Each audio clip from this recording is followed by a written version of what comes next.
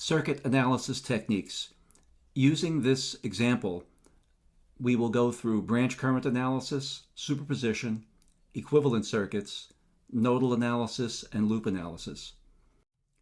We start with branch current analysis, which is the method commonly learned in physics, but branch current analysis also is a setup step for the other methods. And we start by identifying the junctions or nodes in the circuit. We give them labels and then assign flows or currents through the branches.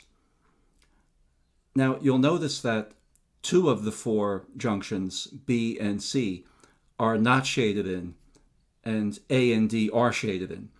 The reason for the shading is that if a node or junction joins together exactly two branches, we leave it unshaded. If a node or a junction joins together more than two branches, then I shade it in. And part of the reason for that is unshaded nodes show series connections, and in series, flow is the same. So to be a little more efficient, even though branch current analysis is not the most efficient technique, to be a little bit more efficient, notice that the flow I1 through the 27-volt constant voltage source is also I1 through the 28-ohm resistor. And similar, the 42-ohm resistor and the 18-volt constant voltage source each have their branch currents labeled I2. Because, again, if they're in series, it must be the flow must be the same. Now, when we look at branch current analysis as a method that we might use in physics, I might fill out this worksheet where we would analyze the nodes in terms of which ones are shaded in, which ones are not, and loops, etc. So if I fill that out, we see that we have four nodes, two unshaded, two shaded.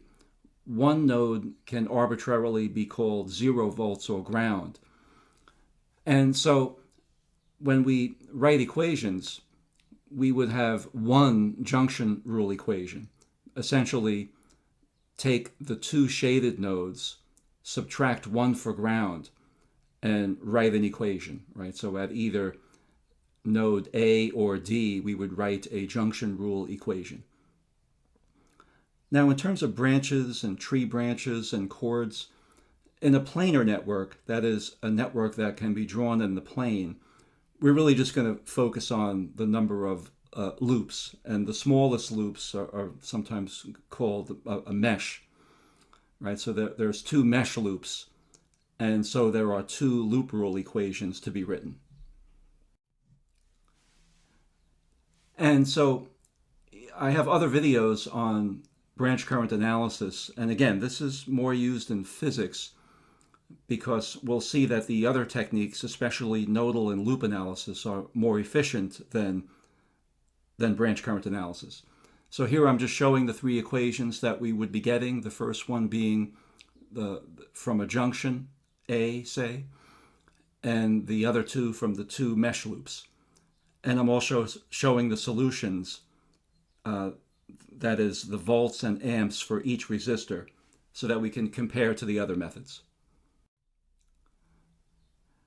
Now, there's also the method of superposition, where for each constant voltage source, we can consider one at a time and see the effect, and then add those effects.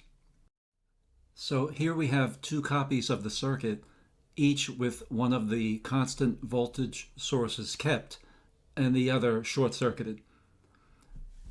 So let's make a list of the resistors.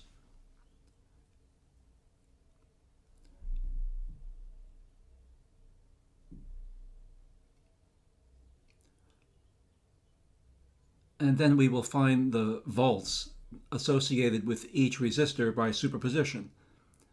So starting with the circuit on the left, we see that the 28 and 21 ohms are in parallel, and that result then is in series with 42. So we have an equivalent circuit problem here where we get a total resistance of 54. Then as a voltage divider, we can take the 42 over the 54 times the 18 volts and get 14 volts for the 42 ohms. And that leaves 4 volts for the 21 and the 28. Notice the -4 for the 28. That has to do with the direction of flow in this circuit compared to the original branch current setup. Now on the right, you'll see that the 21 and 42 are in parallel, and that result in series with the 28. So we get a total resistance then of 42 ohms, and again, the voltage divider, take 28 over 42 times 27,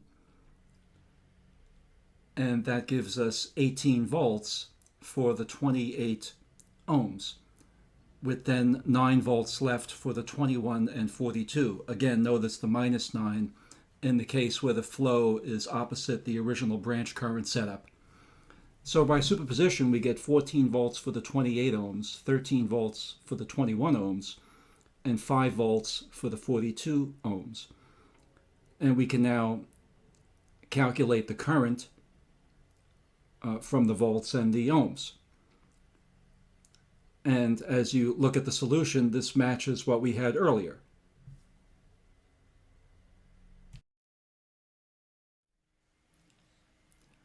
Equivalent circuits. Now, we've already used series and parallel resistors. Another option is the transformation of sources. We can replace constant voltage sources in series with resistors with constant current sources in parallel with the same resistors. So we have 2 of those. And let me just show node A and D and the 21 ohms, which is not being altered at this moment. And now on the left, we have the 27 volts in series with 28 ohms. So instead we would have 28 ohms in parallel with a current source where the current is 27 volts divided by 28 ohms. I'll just write that as 27 over 28 amps. And now on the right, we have the 18 volts and 42 ohms. So we'll put the 42 ohms in parallel with a current source that is 18 over 42 amps.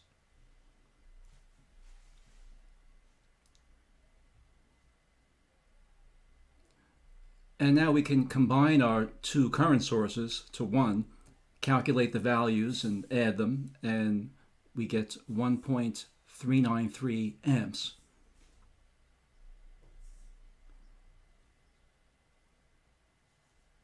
And that current goes into a single resistor that is the parallel combination of the 28, 21, and 42, which is 9 1/3 ohms. So with the given current going through the given ohms, we can calculate the volts. And that gives us 13 volts. That is node A over higher than node D. So with node D grounded, node A now is 13 volts, and this should look familiar. And then we have 27 volts at node C. And node B is 18 volts less than at node A, so we get -5. From there, we can find volts for each resistor as a difference in node voltages and calculate the currents, and we get the same solution that we had earlier.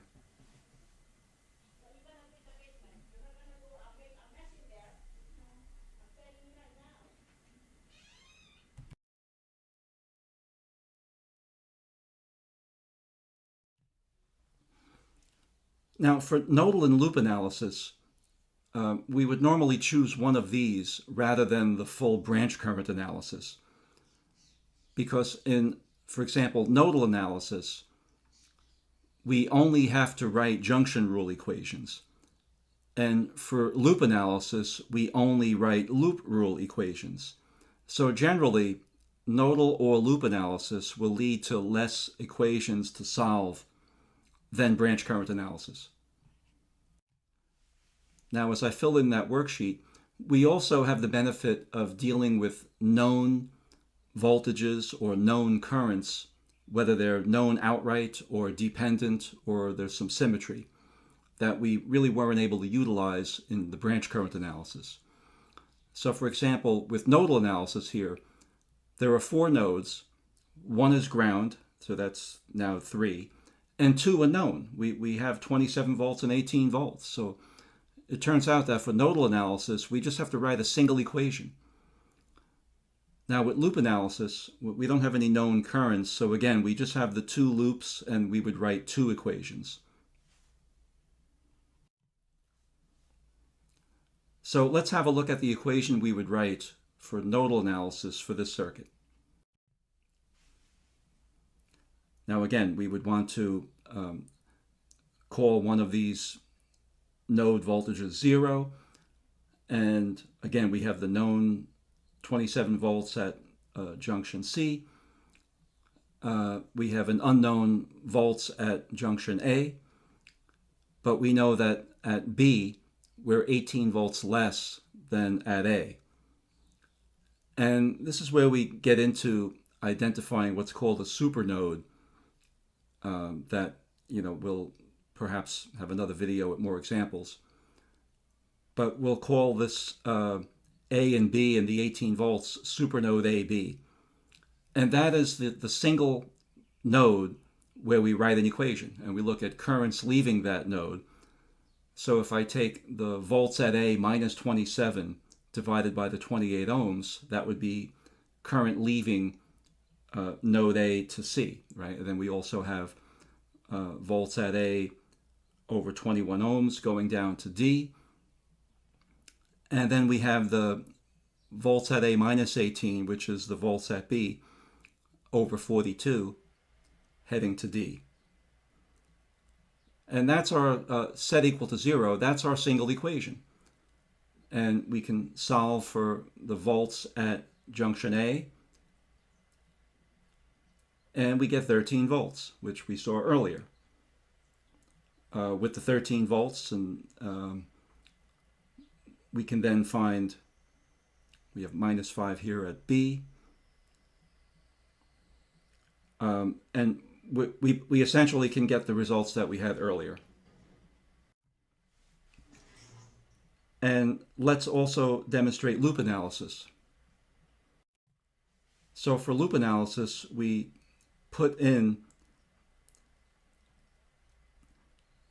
what are called loop currents. They're not necessarily actual currents, but they are the degrees of freedom in the branch currents. And it doesn't matter if you put them in clockwise, counterclockwise, what have you, as long as you're careful with what you did. So for the left loop, I have the 27 volts equals the voltage drop 28 IA plus 21 I8 plus IB. Then the loop on the right, I would have the 18 volts equals the sum of the voltage drops across the 21 and then the 42 ohms written in terms of the loop currents.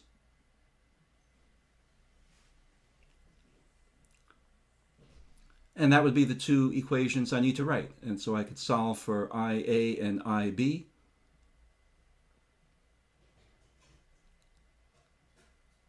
And we get half an amp for IA, and for IB, 0.119 amps. We can then realize that the current through the 21 ohms is the sum of those two, so 0.619 amps. And then you see we're getting the solution we had earlier. So that's an overview of some common circuit analysis techniques.